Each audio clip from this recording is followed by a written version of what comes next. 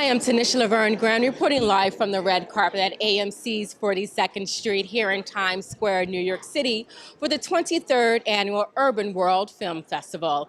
And kicking off opening night of Urbanworld Film Festival is Harriet Tubman, an amazing film about one of America's most powerful abolitionists. And it stars Cynthia Erivo with Deborah Martin Chase as the executive producer and director Casey Lemon. So stay tuned because I'm going to have the opportunity to speak to all three of these amazing women.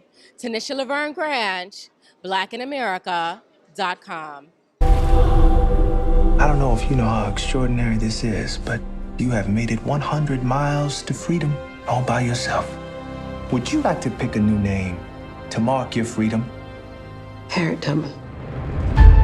All right, this is Tanisha Laverne Grand live on the red carpet with the legendary executive producer. You are a woman of all things Black elegance, all things Black women in Hollywood. Thank you. I mean, the resume is long. Princess Diaries, sparkles. If you don't know who she is, shame on you.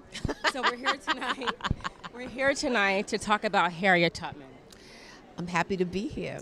You're here. There is a lot of conversation about Harriet Tubman. There is a lot of conversation about Cynthia Erivo portraying Harriet Tubman because she has this beautiful British accent, that she's not an American woman of color. How do you feel about that? You know, there wasn't a lot of controversy about David Oyelowo playing Martin Luther King, and there wasn't much controversy about Chiwetel playing the lead in 12 Years a Slave. So, you know, at the end of the day, my job as a filmmaker is to make the best movie possible.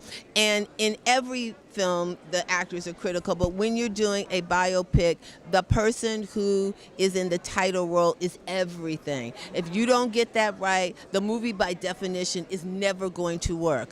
And Cynthia Erivo is Harriet Tubman. She was born to play Harriet Tubman in the same way that Denzel was born to play Malcolm X. And I believe that in my soul. And I saw her in The Color Purple before her Tony nomination, and she was amazing. And I just was like, this is her. This is Harriet, you know?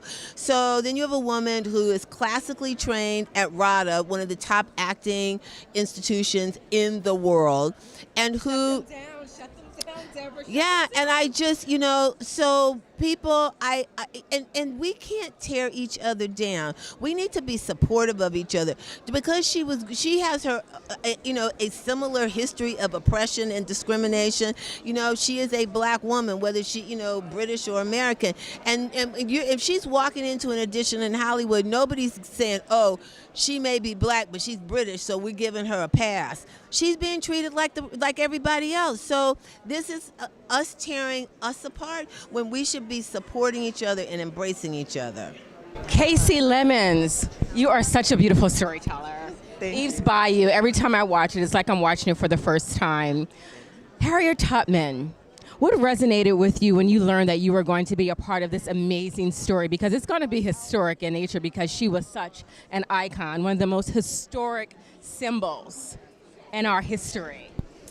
Well, I wanted to make her more than a symbol. I kind of wanted to bring you the woman, you know, and as a young woman, so we can be inspired by her. And I wanted a young generation to be inspired by her. That part. Mm-hmm. Because I think, too, younger people forget how important and how powerful these movements were. Yeah. Harriet Tubman, it's like if it weren't for Harriet Tubman, we wouldn't be in this moment. Absolutely. You know, when you're talking to young filmmakers about, you know, putting a story together and storyboards and picture and telling story in a very beautiful and elegant way, what's the first thing that you like to say to them about putting that story together? Like, what's the first component? I talk about speaking to what moves you. You know, it's like looking deep inside and saying what really moves me to want to create and want to communicate on this level. And I say to them, I hope you really enjoy being an artist, because if you're doing this to get someplace, you know, to get there or to make it, I don't know where it is located, you know. So you have to enjoy the journey of being an artist and you know, really creating. Well, a lot of people don't know, but Vondy Curtis Hall, your handsome husband, shows up in some of your movies. Can we see him? Will we see him in this Harriet Tubman? You'll absolutely see him. Oh my God, I so love it. I so love it. So what's next for you after Harriet Tubman? Anything else coming down the pipeline? Yeah, I just finished Madam C.J. Walker Oh my God, that's right. for Netflix. I did the first 2 episodes of the 4-part series, and Demaine Davis did the second 2, and we're really excited about it. It's got a fantastic cast, Octavia Spencer and just so many wonderful people, Blair Underwood and Garrett Morris and Tiffany Haddish and Carmen Ejogo. And just a really, truly, truly wonderful cast, and it was a blast. Let me ask you, this is going to be my last question. I asked this to Deborah Martin Chase. There's been a lot of online conversation about Cynthia Erivo playing Harriet Tubman because she has this beautiful British accent. Talk to me a little bit about what your thoughts are versus, a Black American actress playing Harriet Tubman versus somebody who has this beautiful British accent like Cynthia Erivo portraying Harriet Tubman. Does it matter? I think that, and I feel this way about filmmakers as well. Some people would say, a white person shouldn't do this story. I feel that with art in general, if you're willing to put in the time and the effort to really understand and do the work and come from a place of openness and empathy, and you're willing to lend your enormous talent and really try, and nobody could have been more dedicated to the task of trying to bring her forth.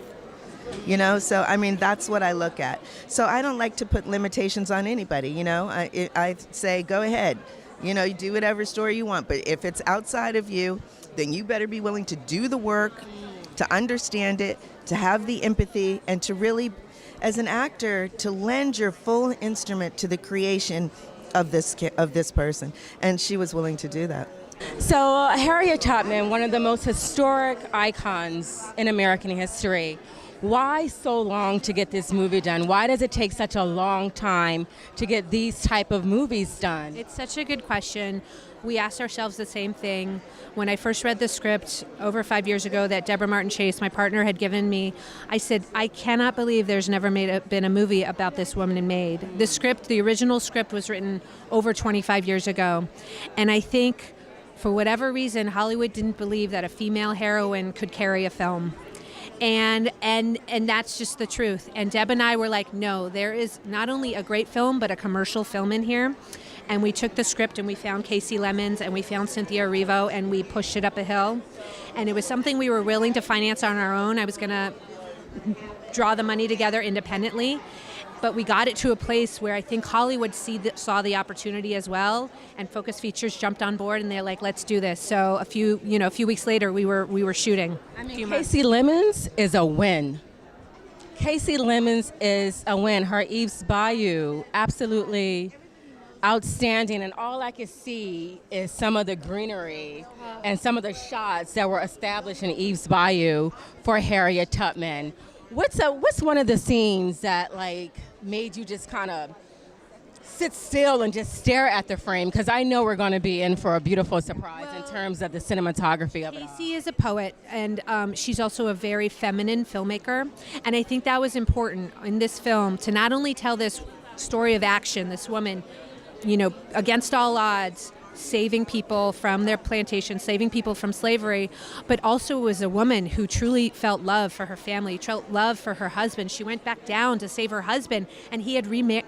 I don't want to spoil it, but he had married someone else. And I think being a female filmmaker was really important to get that perspective. It was important that she was not only a woman of action, but she was a woman.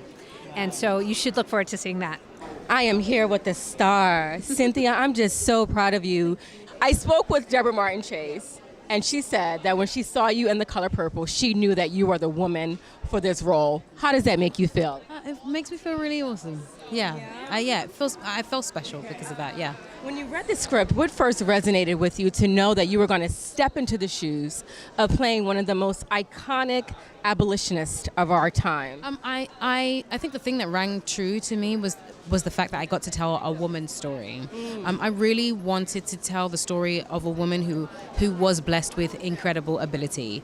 Not a woman trying to be a man, not a woman who is setting out to be a superhero, just a woman who has has love in her life, who was loved, who loved her family, who was married, who had all of those human things that we don't know that she did, but also had this incredible ability, this force of will, this sheer might, and who was small and 5'1". She, You're so well cast. You're so well cast. Because I wasn't even aware of how, slight and willow-willy and gamine Harriet Tubman was. Too tiny. Really? I mean, I think she was smaller. I'm 5'1". I think she was 4'11" or 5 foot. and all of that power. And there's so much. I could go into this I really could. This woman had unbelievable intelligence. Like, I don't know if anyone knows this. She hired a lawyer. She hired a lawyer to look into the freedom of her mother, because if her mother was free, it meant that she could marry her husband. That's what she did.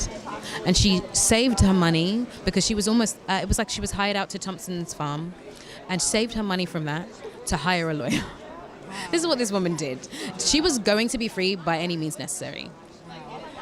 I ask you this because there's been a lot of online conversation. Critics are like, oh, we have another British actress who is portraying one of our African American sheroes. What are your thoughts about that? This conversation that exists between a British actor versus an American or Black American actor.